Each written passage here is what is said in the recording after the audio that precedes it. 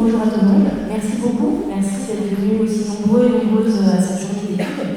C'est la deuxième journée d'études de l'association Epsilon. Pour ma part, je suis Emma Geoffroy, je suis la présidente de l'association. Donc je vais vous présenter un tout petit peu l'association que nous sommes, parce que peut-être que vous ne nous connaissez pas toutes et tous. Lauriane Carrez, juste à côté de moi, est la coordinatrice de l'association, donc elle va vous présenter la journée, et les deux premières intervenantes qui sont à ses côtés et qui vont donc mener le début de la journée. Donc Epsilon, c'est une association de 1901. On a créé cette association pour donner une valeur au groupe. C'est vraiment le mot d'ordre, le grand mot-clé de l'association, c'est le groupe. Et le public que vous êtes montre que notre association porte bien son nom. Le groupe, c'est vraiment à tous les niveaux. Au niveau des bénéficiaires, puisque toutes les actions que nous menons, toutes les prestations, tous les ateliers, toutes les propositions que nous pouvons faire et qui sont ouvertes aux bénéficiaires, c'est toujours avec un groupe, sont toujours ouverts à destination de groupe. Vraiment, l'idée, c'est que chaque individu à l'intérieur du groupe va enrichir le groupe et s'enrichir lui-même ou elle-même des autres personnes qui constituent le groupe. Les seules actions qu'on va mener en individuel, c'est pour de l'orientation ou de la réorientation. Là, c'est vraiment le seul cas où on va recevoir une personne toute seule. On a deux modes de fonctionnement. On va, nous, à l'initiative de l'association, proposer des choses au public, dans des institutions, dans d'autres associations, ou alors on va répondre à des besoins. On va recevoir des demandes et on va y répondre. Donc je vais maintenant laisser la parole à Lauriane Carrez, qui est la coordinatrice de l'association, qui va vous présenter la journée. Merci beaucoup.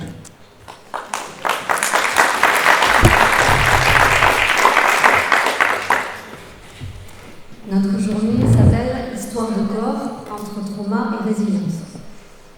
Histoire de corps, d'abord. Le corps, dans ce qui recèle d'encore bien mystérieux malgré les avancées scientifiques, dans le lien qu'il entretient avec notre monde interne, avec nos émotions, nos désirs, nos rêves, notre histoire, notre identité.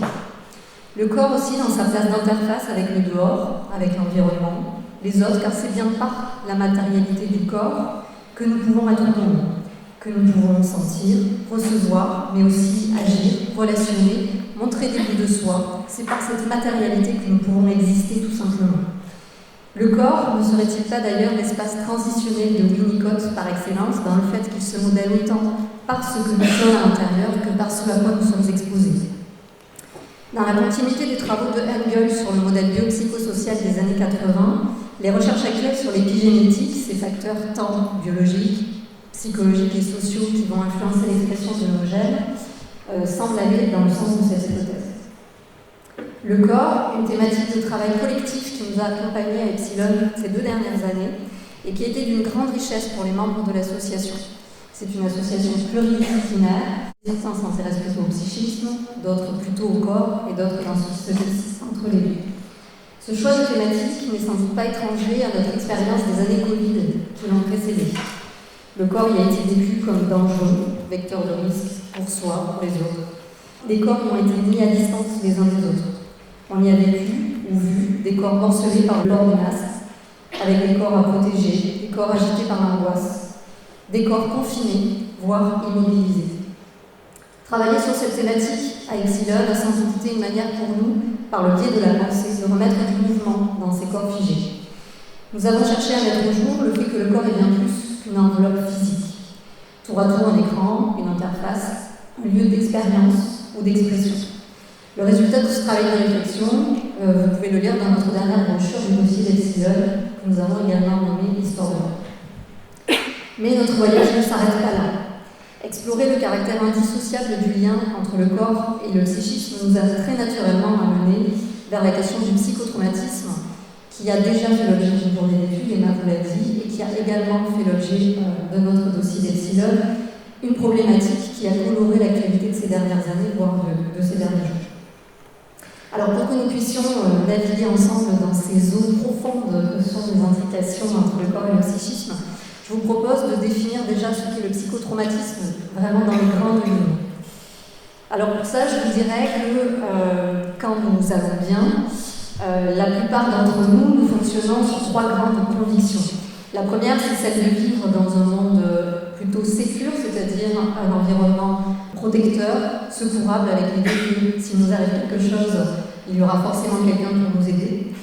La deuxième conviction, c'est une conviction d'invulnérabilité, c'est ce qui nous permet de ne pas nous poser sans arrêt la question de notre fragilité corporelle, justement, c'est ce qui nous permet de sortir sans se demander le risque d'être agressé, d'avoir un accident, etc.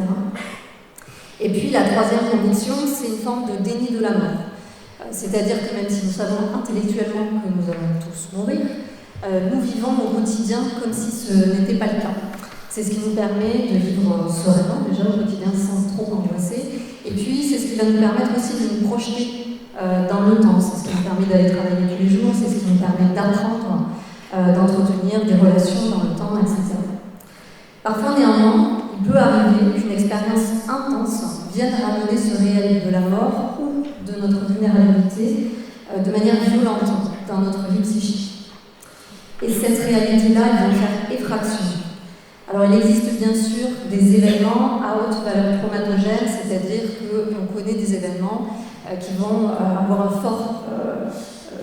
forte probabilité en fait, pour développer un syndrome de stress post-traumatique.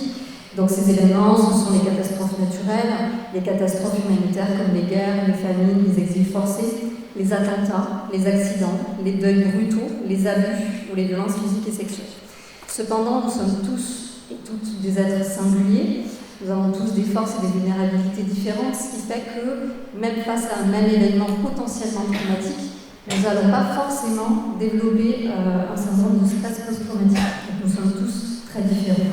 Et de la même manière, il y a d'autres situations que je n'ai pas citées ici, comme le fait d'être insulté, harcelé, de tomber malade, de subir un burn-out ou des transformations corporelles rapides, par exemple, peuvent provoquer un véritable vécu traumatique pour d'autres personnes. Le choc traumatique, il va souvent être impensable, inverbalisable, et il va créer une sorte de noyau autour duquel toute la vie psychique, voire toute la vie en général, va se mettre à tourner. L'hypervigilance est souvent très présente chez les personnes qui ont vécu un traumatisme, c'est-à-dire le fait d'être sur le qui-vive. Il y a souvent également des réminiscences, c'est-à-dire des retours de l'expérience traumatique sous différentes formes. Ça peut être des flashbacks, des cauchemars, voire des sensations qui se réactualisent dans le présent. Et il y a souvent des évitements de toutes les situations qui vont ramener ces réminiscences. Et enfin, on repère souvent également de l'hypermnésie totale et partielle, c'est-à-dire une mémoire très précise du coup de l'expérience traumatique.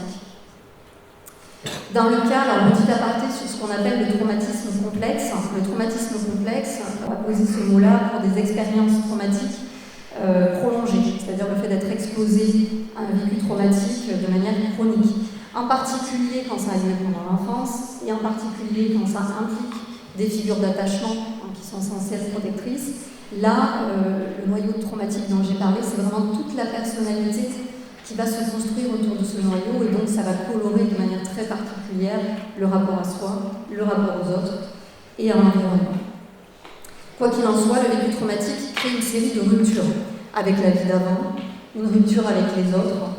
C'est pas rare de voir des personnes qui ont été traumatisées qui viennent dire que l'expérience traumatique les sort de la communauté des humains, comme si personne ne pouvait les comprendre, et la société devient autant incompréhensible qu'elle est parfois aussi incompréhensible. Et puis, on va repérer aussi souvent une rupture avec le corps. Et là, on revient du coup au croisement entre le traumatisme et le corps. Le lien entre le corps et le psychotraumatisme, comme le lien entre le corps et notre vie psychique plus largement, peut se faire dans les deux sens. Dans un cercle vicieux, mais aussi dans un cercle vertueux. C'est-à-dire que le corps va agir sur le psychisme, comme le psychisme peut agir également sur le corps. Aujourd'hui, nous tenterons d'approcher comment le corps peut parfois devenir le lieu d'expression du traumatisme. Nous nous demanderons quels sont les impacts d'un choc psychologique sur le corps, quelles sont les difficultés psychologiques bien sûr, mais aussi corporelles qu'une personne traumatisée doit faire face. Et puis nous irons également observer ce qui se joue quand l'attente du corps vient faire trauma, quand la blessure dans le corps même vient faire effraction. Nous explorerons surtout, et ça cela traversera vraiment toute la journée, comment le corps, dans ses potentialités, dans sa mise en mouvement, dans sa réappropriation, peut également devenir un véritable facteur de résilience. Alors ce riche programme qui vous plaira, j'espère, s'appuie sur des regards pluriels auquel nous tenons tant à Epsilon. Vous entendrez des membres de l'association, mais pas uniquement. Nous avons aussi fait intervenir d'autres professionnels de terrain et vous serez vous-même mis à contribution pour partager vos réflexions, vos connaissances au sein des ateliers ou des tables rondes cet après-midi. Alors du coup, on va avoir des sessions de conférences. Donc là, on va avoir une conférence sur la question du corps qui devient le lieu d'expression du traumatisme. Donc vous allez entendre 2 intervenantes sur 20 minutes chacune. Et ensuite, vous aurez 20 minutes pour leur poser des questions, du coup, donc elles vous répondront de manière commune. On va entendre les dessous de l'iceberg, accompagner le traumatisme sexuel au-delà de sa surface, donc avec Léa Logerie. Léa Logerie, qui est membre d'Epsilon, psychologue clinicienne et psychothérapeute. Elle travaille en libéral auprès de personnes ayant subi des psychotraumatismes. Elle est formée à l'EMDR et elle est également diplômée d'un diplôme universitaire de psychologie clinique pour la prise en charge des auteurs et des victimes de violences sexuelles. Donc elle va parler de l'accompagnement du coup des personnes ayant vécu des violences sexuelles. Et puis ensuite, nous écouterons Voix de résonance d'un choc et propositions thérapeutiques issues de la fasciathérapie et de la pédagogie perceptive, qui nous sera présentée par Géraldine Le Floch. Elle est kinésithérapeute diplômée d'État, praticienne et formatrice en fasciathérapie et pédagogie perceptive à Nantes. Elle est créatrice de l'école EMLAVI, E-M-L-A-V-I, qui est une école de gymnastique sensorielle. Et donc, elle évoquera du coup les impacts du traumatisme sur l'organisme, et puis elle évoquera aussi des propositions thérapeutiques issues des recherches de Denis Bois. Pourquoi ce titre que je vois particulièrement parler de glaçon ou d'iceberg, mais l'expression des dessous d'iceberg, ça fait référence à la partie invisible, non apparente dans le problème. Donc, je suppose que la majorité de celui-ci est caché sous la surface. Florian a beaucoup parlé des éléments du psychotraumatisme, et je vais en reparler, je vais revenir dessus, mais ça ne peut pas être axé là-dessus. Je vais surtout parler de ce qui se passe dans le cerveau, d'exemples de patients complètement anonymisés, et également de solutions que je peux apporter en séance. Je travaille beaucoup en MDR, c'est l'essentiel de ma pratique, et donc du coup je vais axer la conférence sur le MDR. De nombreuses victimes ne signalent pas les violences sexuelles qu'elles subissent par peur, par honte, par culpabilité, ou alors parce que ça serait dans la famille, n'importe. Les chiffres officiels sous-estiment donc grandement la véritable étendue du problème.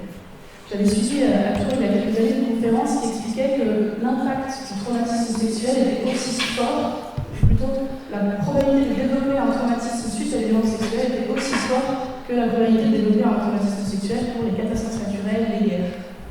Quand ça peut être moins fort quand on vit un accident de voiture ou un burn-out ou un deuil. Donc vraiment, il me semblait que les chiffres, c'est 80-85% de certitude de développer un traumatisme suite à des violences sexuelles. Je vais beaucoup parler de violences sexuelles, je vais beaucoup parler des traumas aujourd'hui. Si jamais il y a des personnes dans la salle qui ont besoin de sortir des moments ou à d'autres moments, n'hésitez pas à le faire. C'est le petit trigger warning que je voulais faire au début de ma présentation. Quand des patientes, je vais beaucoup dire patientes, parce que même si jamais je reçois des patients, j'ai quand même majoritairement des femmes, des personnes sexisées que je reçois en consultation. Quand les patients arrivent dans mon cabinet, je vais commencer par essayer de comprendre en fait ce qui se passe. Ce qui se passe dans le cerveau, globalement, ça je le sais, je vais aller chercher ce qui se passe dans le cerveau de mes patients. Ce qui se passe dans le cerveau, c'est qu'on a une partie du cerveau qui s'appelle l'hippocampe et qui gère globalement la mémoire, l'encodage mémoire. Ça veut dire que si j'avais mangé une tarte au citron quand j'ai 5 ans, je me dis oh là là, ça va être bon, trop bien, j'ai ce souvenir-là. Aujourd'hui, je vais à la boulangerie, je veux prendre un dessert et je vais me dire j'aimais quoi déjà quand j'avais 5-6 ans, quand j'étais tarte au citron, j'avais ça, je vais en prendre un souvenir normal. On va activer le circuit de la réponse que ok, là ça va me dire, ça va me dire. Vous avez une autre partie du cerveau qui se situe par ici, qui s'appelle l'amygdale. L'amygdale, elle va gérer au contraire la peur, l'anxiété, le stress. Quand vous avez, j'espère que vous avez fait une araignée par exemple, vous allez vous dire ah, une araignée c'est telle espèce de musique, vous allez dire au secours. Ou alors, vous allez rien du tout. Il y a 3 formes de réaction au traumatisme, on appelle les 3 F, freeze, fight, flight. Donc, soit vous frisez complètement, soit vous vous enfuyez, soit vous combattez. Quand on vit en trauma sexuel, de manière générale, quand on vit un traumatisme, vous avez une coupure qui va se faire entre l'amygdale, une altération qui va se faire entre l'amygdale et l'hypocampe. Ça veut dire qu'il peut y avoir des phases d'hypermnésie, comme parlait Lauriane tout à l'heure, mais sinon je vais parler là, en tout cas dans sa première partie, précisément, c'est plutôt l'oubli, voire l'amnésie traumatique. Quand des patients arrivent dans le cabinet, ils vont me dire oui, mais je suis pas sûre, j'ai des flashs, je suis pas certaine de ce que j'ai vécu. Est-ce que c'était vraiment un viol, un attouchement? Je ne suis pas sûre. Et donc, du coup, je vais aller leur expliquer ça d'abord. Je suis psychologue clinicienne, je suis psychologue psychothérapeute. Donc, ma première formation, c'est la parole. C'est d'écouter la parole. Donc, je vais d'abord essayer de leur expliquer ce qui se passe dans le cerveau et leur expliquer pourquoi c'est normal d'avoir des confusions. Pourquoi c'est normal de ne pas avoir tous les exemples. Pourquoi c'est normal de se dire je sais pas ce qui est arrivé avant, ce qui est arrivé après. Donc, je vais les rassurer sur ce point-là. Et les rassurer aussi parce que ces personnes-là, elles vont possiblement aller au commissariat, aller voir la police ou les médecins en disant bah voilà, vous avez fait ça. Oh, mais enfin, vous arrivez quoi? Parce que là, je ne comprends rien. Mais je ne me rappelle plus. Parce que vous en rappelez plus, c'est que c'est pas vraiment arrivé. Donc, je vais déjà les rassurer sur ce point-là en leur expliquant que dans le cerveau, il se passe. Ça se passe aussi comme ça dans l'amnésie traumatique, où en fait, vu que ces collections, elles vont être altérées, elles peuvent réapparaître. Parce qu'il y a un élément déclencheur qui va venir tilter, qui va venir dire en fait, il y a 40 ans, j'ai vécu ça. Donc, on travaille aussi sur cette amnésie traumatique et on la prévient. Parce que les personnes vont arriver en disant il y a un truc, quand je croise ma tante, je me sens pas bien dans le corps, il y a un truc qui n'est pas normal, mais je ne sais pas quoi. Et donc, du coup, on va aller tranquillement et en sécurité chercher ça. Cette phase-là, elle est très importante pour moi parce qu'elle va aussi me permettre de créer l'alliance thérapeutique avec les patients. De lui montrer qu'en fait, on peut mettre des mots sur ce qui s'est passé et souvent mettre en mots, ça permet de laisser de la place et de libérer en fait une parole. C'est vraiment la première chose qu'on peut dire d'une psychothérapie, c'est par la parole, on peut réussir à déjà accompagner, soigner. Je ne vais pas guérir, je ne vais pas guérir. Ça me fait penser à une patiente qui, par exemple, a pu arriver en parlant de violences qu'elle a vécues et sur lesquelles j'ai posé les mots d'inceste ou de viol. Et en fait, c'était pas du tout entendable pour elle. Enfin, c'est pas que c'était pas entendable, c'est qu'elle s'imaginait pas que c'était si grave. Et du coup, mettre les mots sur ça et comprendre la gravité de ce qui s'est passé, ça lui a permis en fait aussi de comprendre derrière tous les symptômes qu'elle pouvait développer et qu'elle pouvait avoir. Ces symptômes, c'est ceux que je parlais à Lauriane tout à l'heure, et c'est un peu la deuxième partie de ma prise en charge, sachant que je fais comme si jamais c'était hyper linéaire, et en vrai, ça dépend des personnes que j'avais. Cette deuxième partie, c'est identifier l'impact que ça a aujourd'hui, l'impact traumatique d'aujourd'hui.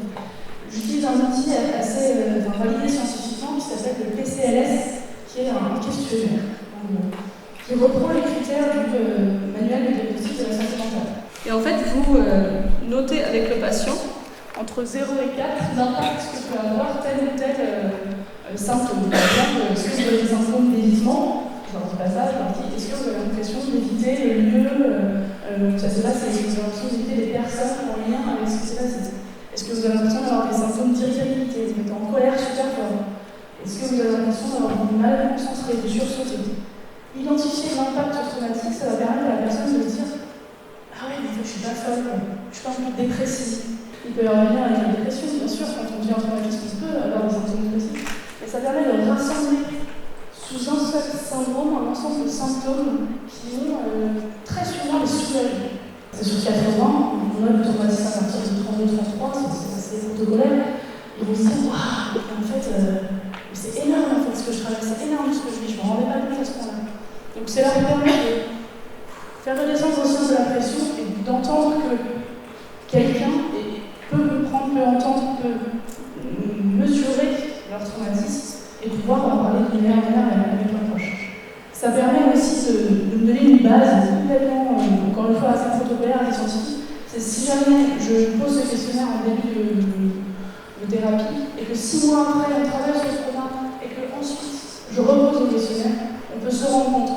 Et moi, ça m'aide à savoir si jamais ça va fonctionner ce que j'ai fait avec les patients. Et aux patients, ça va les aider à se rendre compte eux-mêmes d'à quel point un traumatisme a pu diminuer.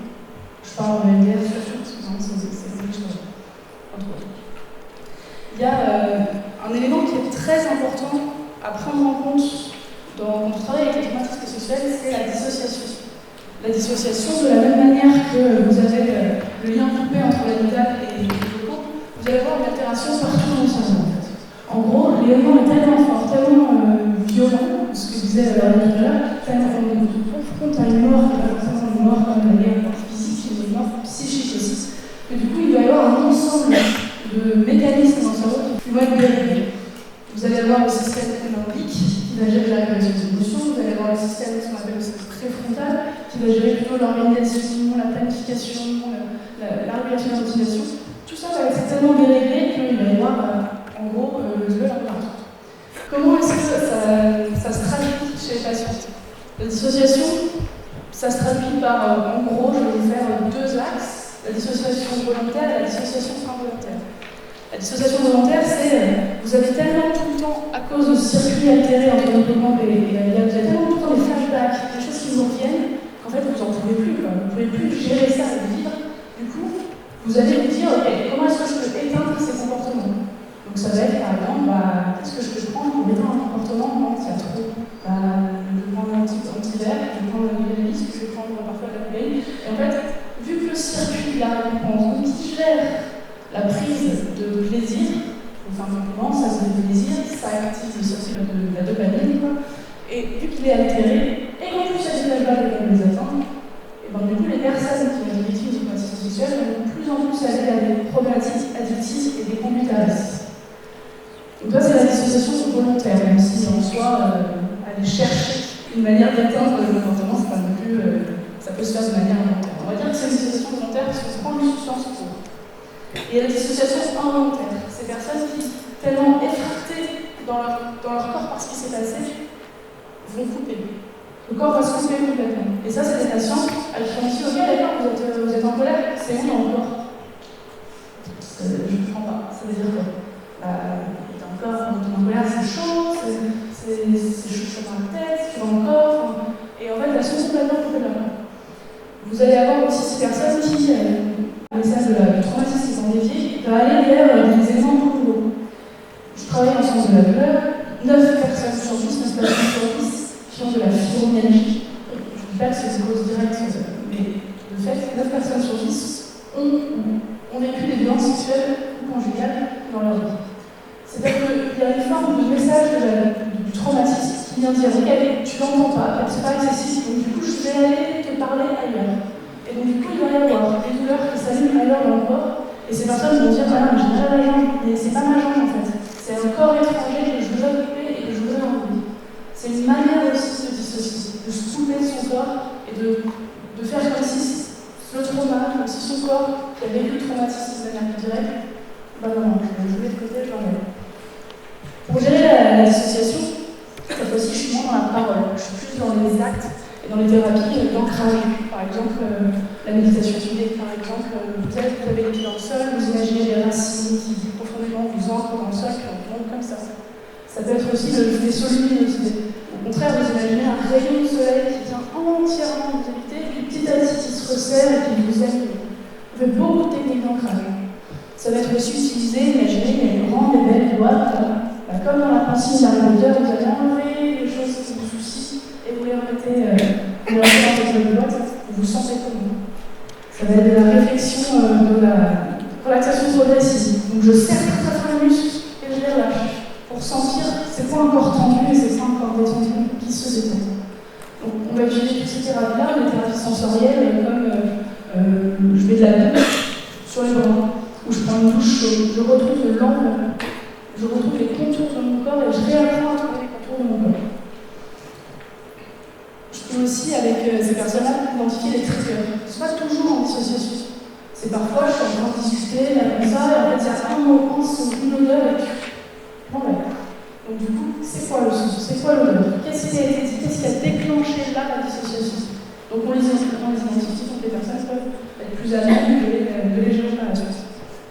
La dissociation, c'est ce qui va me permettre ensuite, et souvent, de travailler sur les émotions. Travailler sur les émotions parce que là encore, système limbique déréglé, toutes les émotions sont complètement déréglées aussi. Donc il va y avoir les symptômes dont parlait Marie tout à l'heure, des explosions solaires, il va y avoir l'irritabilité que les personnes comprennent pas. Gérer les débordements, ça veut dire accepter aussi, en fait ça veut dire accepter qu'il y a des émotions violentes. Et donc du coup, les laisser dans le cabinet exister. Ça veut dire forcer une feuille de papier, lâcher les contraintes, ça veut dire Vous écrivez une lettre à votre agresseur, à votre parent, peu importe, mais on vient mettre des mots sur ce qui s'est passé autour du trauma sexuel.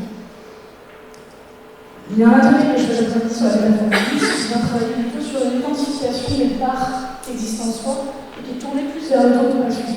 Une fois que j'ai parlé, que je suis allée avec les patients sur l'identification de l'impact, on a discuté de la dissociation et qu'on essaye tout doucement de réduire la dissociation. Et une fois qu'on essaie la place aux émotions, encore une fois, je suis en train de pour le MDR, mais c'est ma pratique, je vais aller vers le MDR. Le MDR, c'est quoi? C'est remettre en lien les émotions, la tête et le corps. Ça veut dire qu'il y a une personne qui va pouvoir venir et qui va me dire oui, j'ai vécu ça, j'ai aucun problème à en parler. Ok, fermez les yeux, imaginez que vous y êtes et là, tout s'écroule. Le corps qui se sent. Ah ouais, mais j'ai un peu la douleur quand j'en parle. Ou au contraire, l'effondrement en larmes, en colère. Ok, tout n'est quand même pas complètement rééquilibré, on voit qu'il y a encore des choses à travailler. Parfois, il travaille en disant ça, je ne sais pas, là, on parlait, les gars, une personne qui passe dans la rue, qui sont dans les ça, c'est quelque chose. Donc, du coup, en EMDR, j'avais travaillé ça. En EMDR, on va désensibiliser le lien entre le souvenir et la charge émotionnelle qui lui est attribuée. C'est-à-dire qu'on a déjà mon hippocampe, là, on va imaginer que le trauma, il a fait une capsule dans l'amygdale. C'est-à-dire que plutôt que d'aller normalement, okay, il y a le souvenir ici et il y a les émotions qui sont dans l'amygdale, vu que c'est coupé, et ben notre petite capsule, il va rester dans l'amygdale. Donc dès que j'ai une situation de stress, de peur, d'anxiété, j'ai des flashs de souvenirs qui reviennent du trauma sexuel. Dès que je vis des choses qui se rapprochent, qui me font penser à un trauma sexuel, je vais avoir du stress, de l'anxiété, de la peur qui vont augmenter. Donc on va aller chercher le souvenir et désensibiliser pour lui enlever sa charge émotionnelle et remettre le souvenir à la place. Désensibiliser le souvenir, c'est aussi reprogrammer les pensées négatives en pensées plus saines et plus positives. Par exemple, la pensée c'est non mais c'est ma faute, j'aurais dû dire non, vraiment je suis nulle, j'ai déjà de la honte. Sur les pensées, en fait, c'est pas ma faute. En fait, je suis pas nulle, je pouvais juste rien faire, être dans l'état de sidération, je n'avais pas le choix. Enfin, aujourd'hui, j'ai le choix. Enfin, voilà. On va vraiment retravailler ces pensées-là. On laisse libre les émotions en MDR, je ne m'arrête pas pour les émotions, genre ah vous pleurez, on continue, on laisse jusqu'au bout l'émotion pour qu'elle puisse passer, pour qu'elle puisse traverser par le patient et par son thérapeute, ça c'est un peu, pour qu'elle dans un état de sécurité. C'est-à-dire que des patients qui vont pouvoir lâcher dans cet espace-là sans qu'on puisse leur dire ouais, tes émotions c'est bien, mais pas dans ta chance, tu pleures, mais sinon la colère, j'en ai marre de ta colère. Non, là, les émotions elles vont pas vivre. Et ce qui va permettre globalement de réintégrer, de l'intégrer le souvenir et de pouvoir aller vers le chemin de résilience. Et après, je travaille beaucoup sur cet aspect-là de quelles sont vos forces, quelles sont vos ressources, qu'est-ce que vous pouvez utiliser maintenant. Tout ce que vous avez traversé, oui, c'est des choses que vous avez traversées et qui sont de l'enquête scientifique, qui existeront toujours dans notre tête. Mais qu'est-ce qu'on en fait maintenant? Donc, qu'est-ce qu'on en fait en termes de situation, en termes d'art, qu'est-ce qu'on en fait? Je ne fais pas beaucoup ça, mais je redirige après le week-end. Donc, comme vous avez pu le voir, parler du corps et du traumatisme sexuel, c'est assez vaste. C'est revenir sur le corps matière, mais également sur le corps fonctionnement, sur ce qui fonctionne à l'intérieur. Et c'est aussi tout ce qui se joue dans l'expression et la non-expression du corps dans le traumatisme. Mini point politique, Lauriane le connaît, les violences sexuelles, elles vont bien au-delà de ce que se voit à la surface, et c'est aussi ça. Il est crucial de reconnaître les aspects cachés de ce problème pour mieux accompagner les survivants et prévenir les futures agressions pour favoriser un changement sociétal positif. Donc les deux sous la au-delà du ou de la patience, c'est aussi ça. C'est la considération sociétale, c'est l'éducation. Je pense à des associations comme Discussion qui travaillent l'éducation sexuelle dans les écoles. C'est la responsabilisation des agresseurs. Je pense à des associations comme le CRIAX qui accompagnent les auteurs de violences sexuelles au quotidien et les soutiens adéquats. Je pense aussi à toutes ces safe places qui existent dans les festivals. Vous avez un endroit où les victimes peuvent venir pour parler, discuter ou pour se sentir en sécurité. Voilà, j'ai axé ma présentation sur le cerveau, sur des considérations assez scientifiques, et en même temps, quand vous voyez la présentation, vous comprenez pourquoi je fais juste de la science, c'est pas vraiment de l'art. Je vous remercie de votre écoute.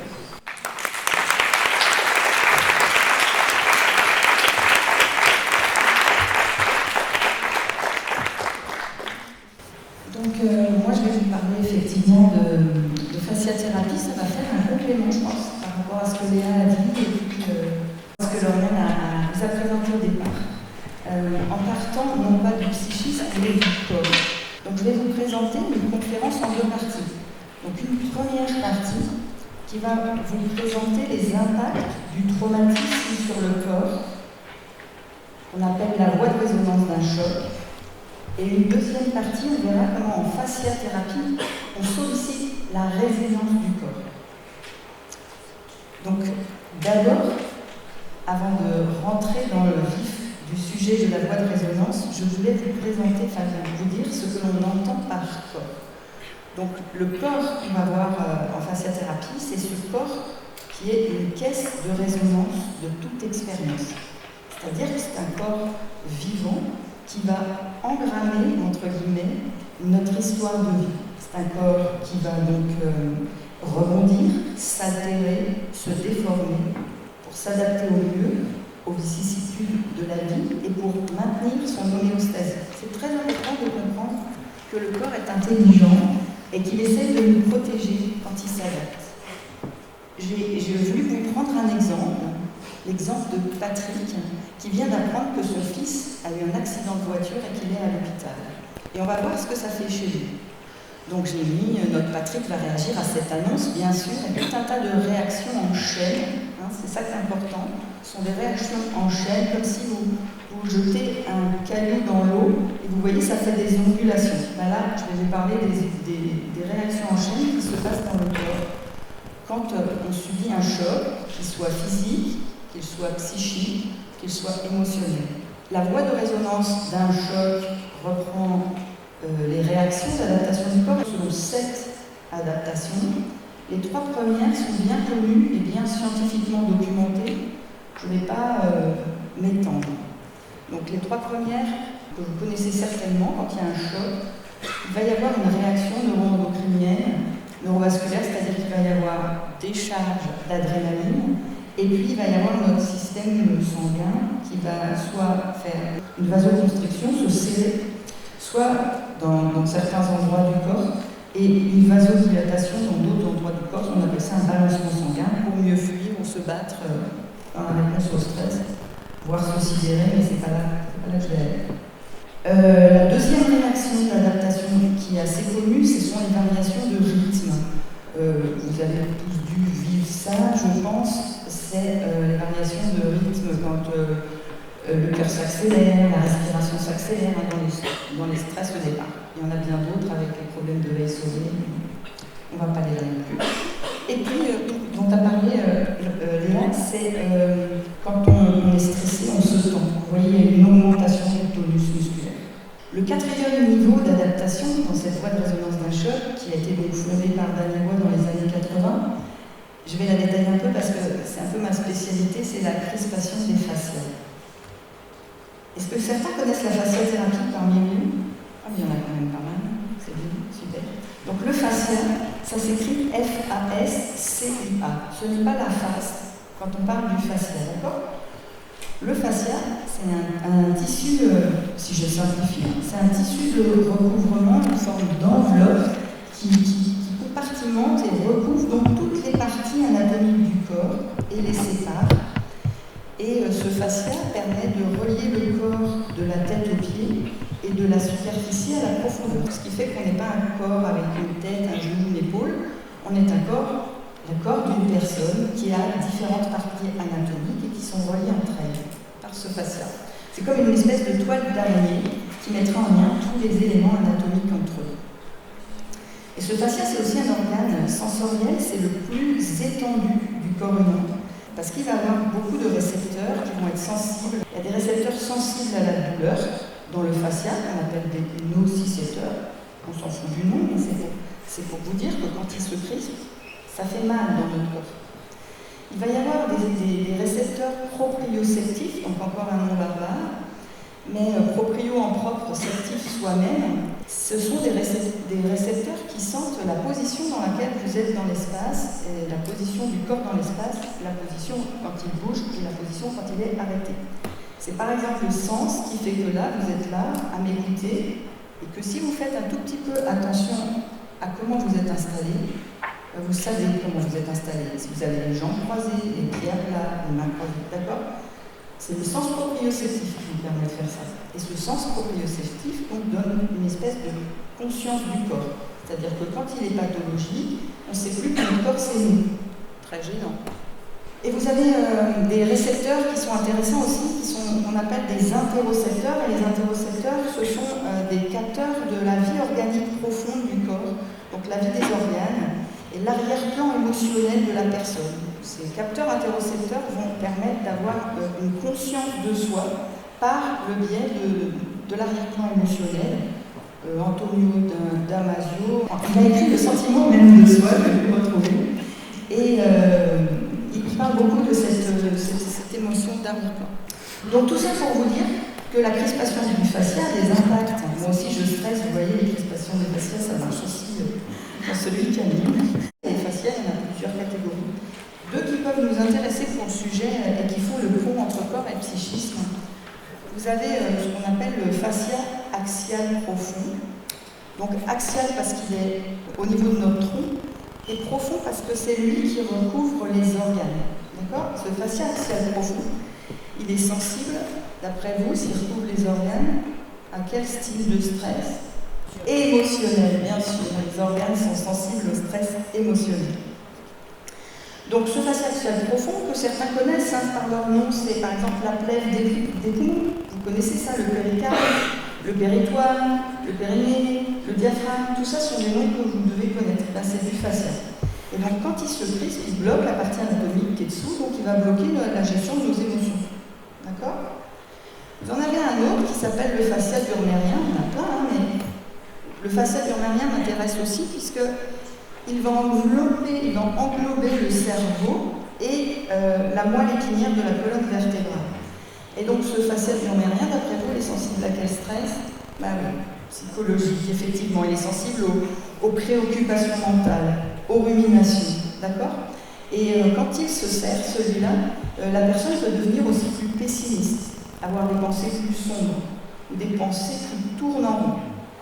Et donc, il va y avoir un cercle vicieux qui s'installe, parce que vous avez dû remarquer aussi, comme moi, que quand on a des pensées négatives, ben, ça ne fait pas du bien à notre corps. Ça nous crispe les fascias, ça nous crispe le fascia burmérien.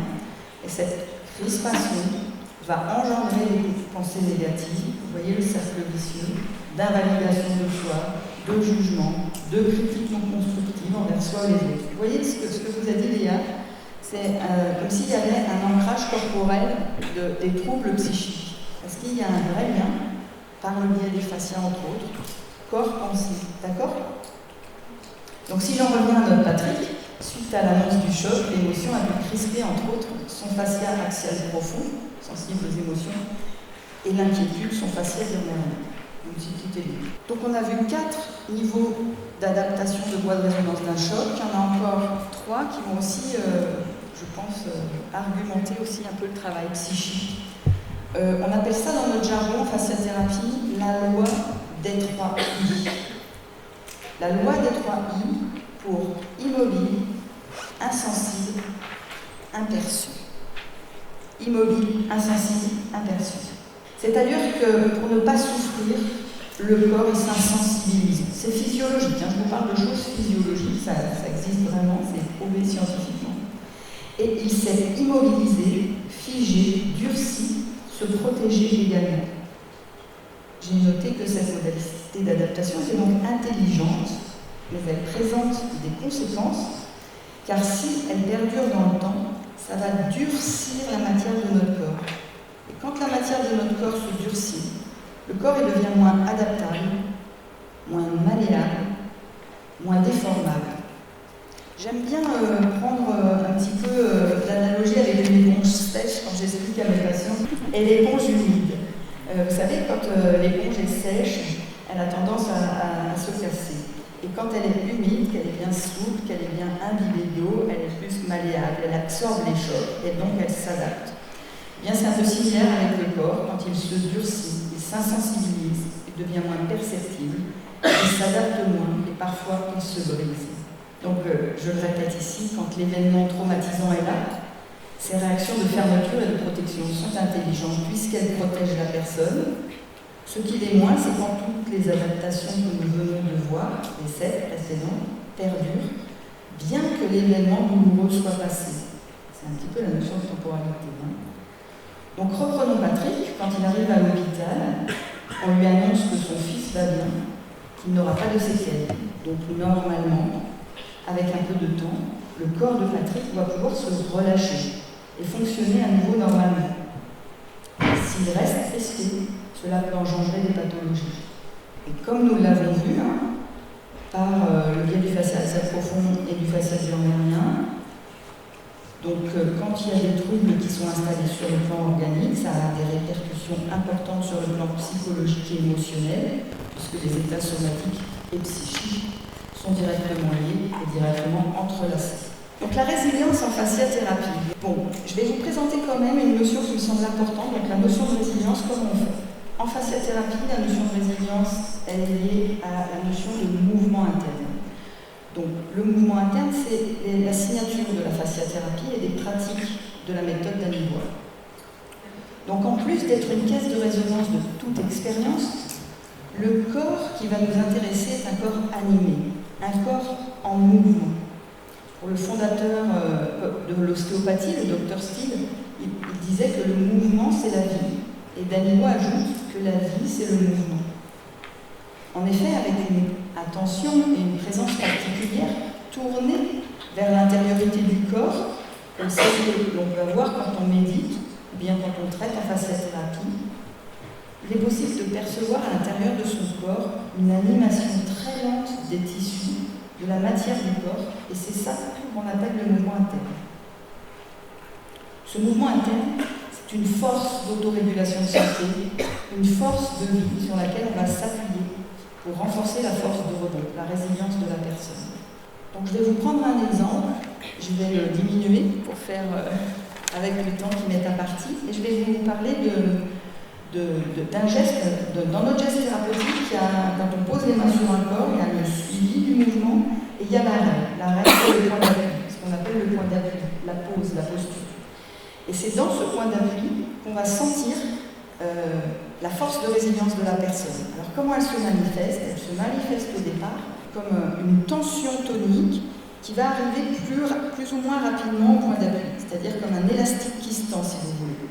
Et en fonction du délai d'apparition et de son intensité, on va pouvoir faire un bilan de la vitalité du corps. C'est-à-dire que si le délai d'apparition est rapide, ça signe une bonne vitalité. Si le délai d'apparition de cette tension tonique, il est lent, ça montre que les tissus de la personne sont fatigués. D'accord? Si l'intensité est forte, c'est pareil, la vitalité est bonne. Si l'intensité est faible, eh bien, il va falloir construire cette vitalité de point d'appui en point d'appui. Il y a une troisième phase dans ce point d'appui, cette tension, ce délai d'apparition, cette intensité, et il y a un seuil maximum de la tension. Et ce seuil maximum, c'est vraiment comme si on faisait un dialogue avec le corps. C'est pas les mots, c'est vraiment par la tension tonique, la réaction tonique. Donc, il y a un moment charnière car il met en jeu deux forces contraires. Une force de préservation de l'état actuel dans lequel se trouve le corps, et une force de renouvellement, une force de changement. C'est comme un dialogue où le thérapeute propose des voies de passage de libération en sollicitant la force de rebond du corps, mais où la personne a son libre arbitre d'accepter ou pas cette nouveauté perceptive. Et moi j'aime beaucoup ça parce qu'on n'est pas dans une dynamique de pouvoir, on est fait à la place de l'autre. Nous proposons des voies de passage en optimisant la force de rebond du corps, mais c'est toujours la personne qui a le dernier mot, qui fait le choix. Une fois que la force de renouvellement gagne et que le tissu se libère, il y a une phase de dilution, de la tension tonique, etc., etc. Je vais bientôt arriver à ma conclusion, ne vous inquiétez pas. Alors, pour finir, parfois ce qui se remet à vivre est très ancien, pour rentrer dans le stress post-traumatique. C'est comme cela que nous pouvons aider aussi les personnes victimes de stress post-traumatique qui sont restées figées dans la souffrance de leur événement traumatisant passé. Et dernièrement, j'ai pris l'exemple d'une femme qui avait vécu un stress émotionnel très fort puisqu'elle avait failli perdre sa fille 11 ans plus tôt et que la trace de ce stress était encore là, gravée dans son corps. Et suite au traitement manuel que j'ai réalisé, la personne m'a dit « C'est très profond ce que vous faites, ça vient toucher la souffrance que j'ai ressentie quand ma fille a failli mourir. Et c'est comme si ça la libérait. » Voilà, et pour conclure, pour terminer donc cette conférence et en faire une synthèse, je dirais que la première partie nous a emmenés à travers la voie de résonance d'un choc, avec la connaissance des différentes adaptations physiologiques du corps face au stress et aux événements traumatiques, quelle qu'en soit leur nature, physique, psychique ou émotionnelle. La deuxième nous a permis de voir avec le toucher de fasciathérapie comment stimuler la vie du corps qui n'a pas capitulé, même si elle est emprisonnée dans des tissus crispés, serrés, et ce récemment ou depuis longtemps. Très important, elle n'a pas capitulé tant qu'on est vivant. En tout cas, c'est ce que je pense. Et nous avons exploré la résilience telle qu'elle est envisagée en fasciathérapie ou en pédagogie perceptive. Nous avons décrit une résilience organique, somatique au départ, mais qui devient psychique et psycho-émotionnelle par l'unité corps-pensée. Et je conclurai en disant que la personne doit bien sûr se faire traiter en fasciathérapie pour déployer sa puissance de vie, sa résilience avec l'aide d'un thérapeute, mais que si elle souhaite devenir plus autonome dans cette démarche, nous pouvons lui proposer 2 pratiques pédagogiques qui enrichissent la perception de soi. Et ces 2 pratiques pédagogiques, c'est la gymnastique sensorielle et la pleine présence. J'ai coordonné un bouquin avec mon ami Emmanuel Duprat, médecin psychiatre, sur la gymnastique sensorielle parce que c'est ma passion. Donc ces 2 pratiques, en plus de donner des outils qui vont permettre à la personne de faire ses propres points d'appui selon des protocoles simples et agréables et de stimuler la voie de résilience somatopsychique en lui permettant d'être actrice de son processus, va faire vivre une expérience de soi perceptive inédite. Elles enrichissent le ressenti, elles enrichissent l'éprouvé du corps, elles permettent de vivre par exemple de la douceur dans son corps, de la chaleur dans son corps, de la joie, de la profondeur, de l'unité, du calme, de la solidité, de la sérénité, etc. Toutes ces sensations font du bien à la personne. Elles soignent, réparent, nourrissent l'intériorité de celui ou celle qui les vit. Et j'affectionne, pour finir, tout particulièrement la phrase de Dany Bois qui dit qu'à force de côtoyer le beau à l'intérieur de soi, on finit par le devenir. Et je partage également cette idée et je soutiens pour l'expérimenter sur moi depuis plus de 35 ans, qu'à force d'être mieux dans sa peau, mieux dans son corps, on finit par être mieux dans sa tête. Et cela nous permet d'avoir des actions en adéquation avec notre vécu intime et nos pensées intérieures. Et pour terminer, comme le dit Thomas Danzbourg dans ses conférences de communication non violente, une meilleure connaissance de soi et d'ouverture à l'autre est un engagement citoyen. Je vous remercie.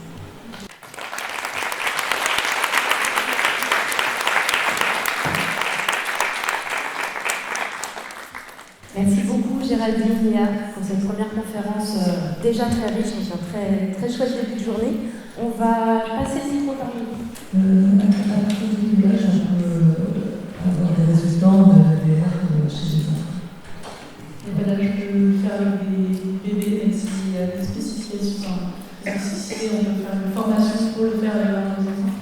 Mais moi je le fais avec les enfants et ça va même souvent assez. Je le fais surtout avec les ados. Je l'ai fait 2 fois avec des enfants de moins de 6 ans. Et c'était chouette. C'est pas forcément autour du traumatisme sexuel. Le LBR, c'est le traumatisme de manière globale. Il y a de la Une histoire de trauma sexuel, d'accouchement chez une gamine de 7-8 ans. Ça va dépendre de si c'est intrafamilial ou pas, mais ça m'arrive souvent d'utiliser les parents pour m'aider dans la thérapie. C'est une technique où en fait on utilise des stimulations bilatérales alternées. C'est-à-dire qu'on va reproduire ce qui se passe dans le sommeil quand vous dormez et que vous avez les yeux qui bougent. On a compris qu'en fait ça triait dans la tête, dans le cerveau des informations, et du coup ça peut permettre de désensibiliser, vous l'avez dit tout à l'heure. Ça peut être avec les doigts, ça peut être en tapping sur les genoux, ça peut être des sons, ça peut être des lumières. Et du coup avec les enfants, souvent j'utilise le parent. Pendant que je fais du tapping, vous racontez l'histoire. Ou au contraire, racontez l'histoire et faites du tapping en même temps. Et moi je me raconte avec ou alors je raconte des éléments de l'histoire et le parent fait la tombe. Ça active aussi le parent dans ce cas-là. Il faut faire attention à ça. Par rapport à la fasciathérapie, je n'ai pas saisi comment vous travaillez concrètement avec. C'est par le toucher. Effectivement, merci de cette question. On touche le corps. On touche le corps et on écoute le corps. Et on écoute si c'est mobile ou immobile dans le corps. Et on écoute à quel niveau. C'est-à-dire, est-ce que c'est facial profond, c'est plutôt crispé, est-ce que c'est facial Est-ce que d'autres tissus du corps? Est-ce que c'est plutôt vasculaire? On écoute le corps. Ensuite, une fois qu'on a posé les mains, qu'on a à peu près perçu le problème, on va écouter cette intelligence de vie qui est dans le corps, cette animation interne. Elle va nous donner accès à la mobilité ou non du tissu. En général, il reste toujours une petite trace de vie, c'est ce que je vous disais. Et quand on est bien intériorisé, on aperçoit, on suit cette trace de vie avec nos mains. On va par exemple poser les mains sur les pectoraux, voilà, et puis on va suivre par exemple un mouvement qui monte comme ça, et on va poser un point d'appui. Et c'est dans le point d'appui que la force tonique du corps s'éveille et nous donne sa force de guérison, si vous voulez. Et une fois qu'elle a fait son délai d'apparition, son seuil maximum, son intensité, là il y a eu une libération, on passe à un voyage, un autre voyage, une autre direction du mouvement, et on remet des points d'appui en point d'appui, point d'appui. Donc effectivement, fasciathérapie, d'abord, on travaille avec nos mains. Ensuite, comme je vous disais, il y a des pratiques qui permettent d'autonomiser la personne. On travaille sur tout le corps, c'est-à-dire qu'on travaille sur le tronc, sur les jambes, pour régler différentes natures de problèmes, émotionnels, psychiques, physiques, c'est vraiment variable. Juste pour compléter ce que tu dis, Géraldine, on travaille sur le corps, c'est par-dessus les vêtements. Ça paraît évident quand on pratique, mais c'est une précision importante. Oui, c'est ça que moi je passe le problème, puisque en tant que kiné, parfois on peut. Les gens peuvent se déshabiller ou pas. Mais effectivement, en général, je travaille par-dessus les vêtements. Les gens sont allongés sur une table. Ça s'apprend à lire un corps de l'intérieur. Vraiment, ça s'apprend. C'est pas réservé à l'église, pas du tout. Moi, j'avais une question entre méditation pleine présence et pleine conscience. Est-ce que vous avez une différence ou pas? Et la petite, j'ai pas saisi. Donc, comme je vous ai dit, dans la loi des 3I, immobile, insensible, inconscient, quand le corps se durcit, il perd un certain rapport à soi qui nous permet d'accueillir les informations du corps et qui nous donne des sensations. Par exemple, les sensations de colère peuvent être véridées quand on est serré, trop figé. On ne reconnaît plus les émotions, on ne reconnaît plus ses besoins, on ne reconnaît plus ses envies, et le corps trop serré. Quand le corps est trop serré, il faut une pédagogie pour essayer de desserrer ce corps. Pédagogie perceptive. On développe la perception de soi et la perception de son corps. Et à force de développer cette perception corporelle, eh bien, la personne, elle va se sentir différente, et elle va pouvoir se penser différemment, elle va pouvoir agir différemment. On appelle ça dans notre jargon un petit mot complexe encore, la modifiabilité perceptivo-cognitivo-comportementale. Tout ça, ça veut dire que pour changer le comportement, on passe par la perception. La différence entre la méditation pleine conscience et la méditation pleine présence. Alors, personnellement, je n'ai pas pratiqué la méditation pleine conscience. Ce que je veux vous dire, c'est que dans la pleine conscience, il n'y a pas le mouvement interne.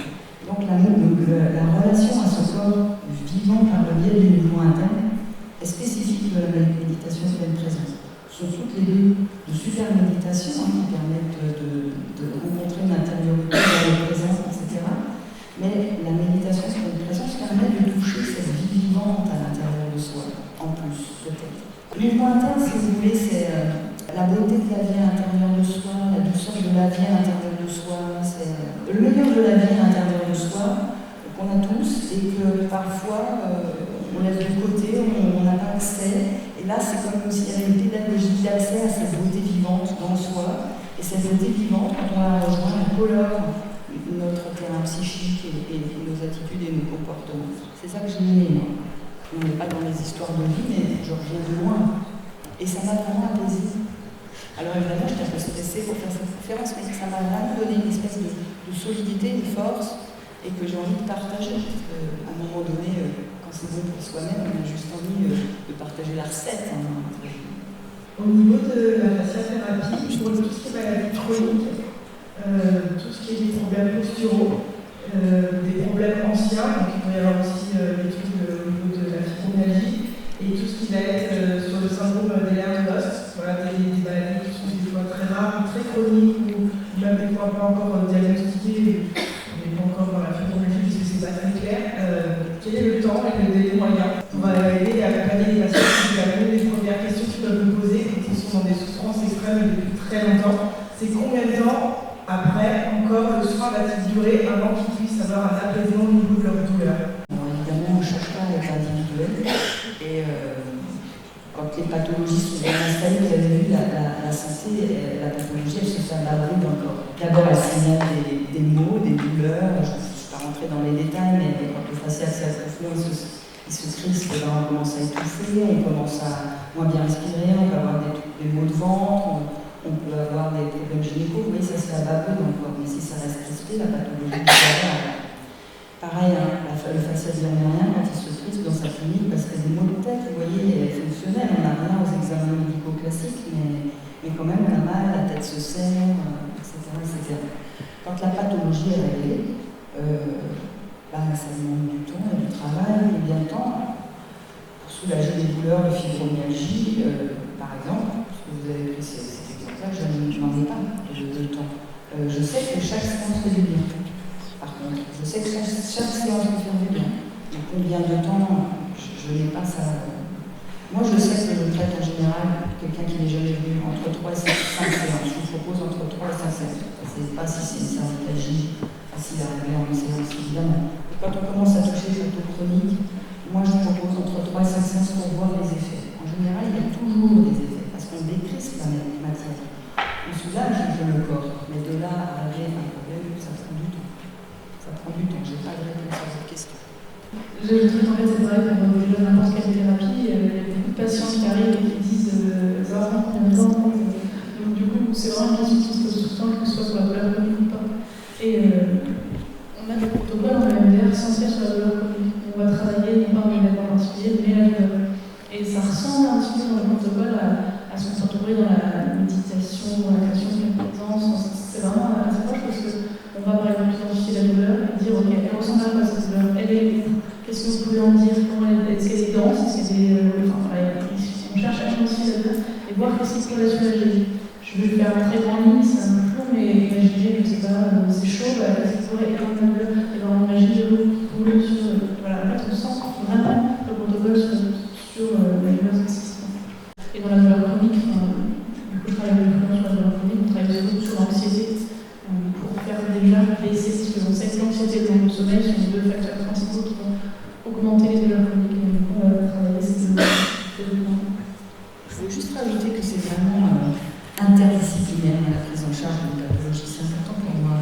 Est-ce qu'il y a des centres où justement où il y a un accompagnement pluridisciplinaire, du coup il y aurait la facial-thérapie proposée, et ensuite, je sais pas, des ateliers de discussion individuelle ou en groupe, ou de la thérapie, la psychothérapie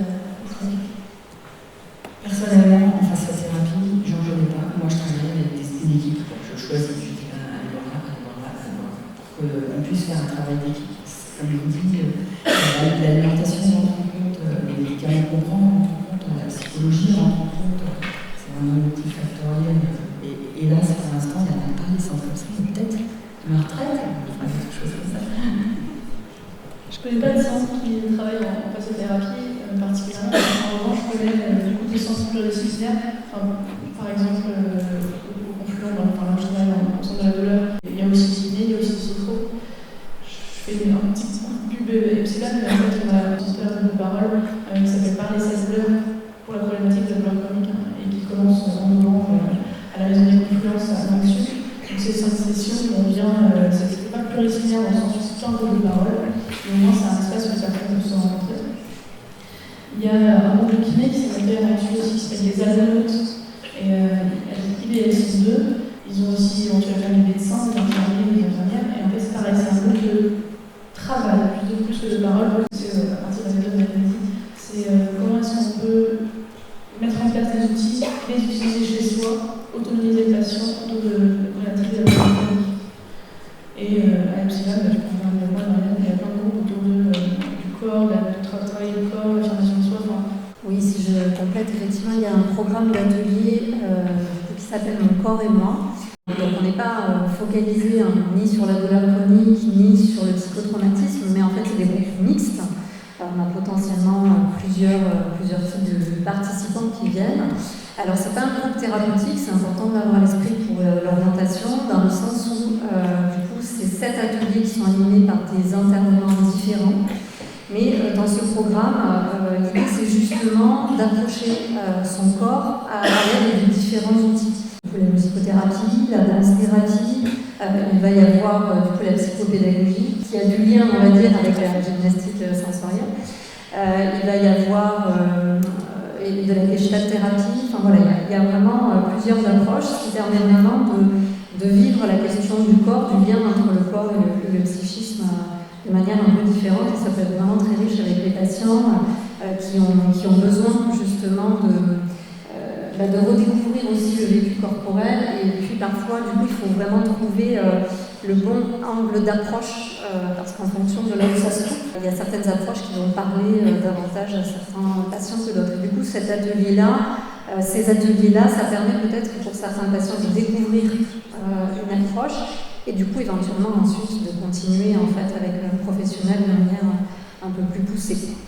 On a été donc obligé de passer à la petite pause pour enchaîner avec la deuxième conférence.